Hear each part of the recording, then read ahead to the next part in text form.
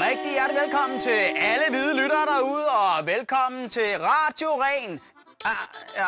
Ikke nu.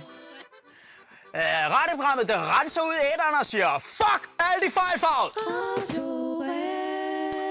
Og senere i dag, Rudolf, der skal vi have en lille guide til, hvordan man gennemtæsker en smås. Vi har valgt at kalde den, er det en jøde, kan den blød? Men først, så skal vi jo til konkurrencen for de allermindste ariske dejlige børn. Og det er en konkurrence, som du tager dig af, Rudolf. Tusind tak, Adolf. Det var rigtig pænt af dig der. Det lyder rigtig dejligt. God morgen til dig. Vi har fået et brev fra lille Lise på 9 år. Blot 9 år. Ja. Det var ikke gammelt.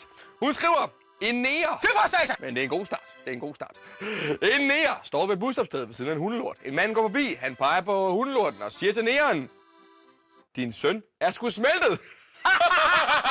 Den er ikke blot sjov, den er sand! Og vi sender naturligvis en pladeshow. Blad, lyd, show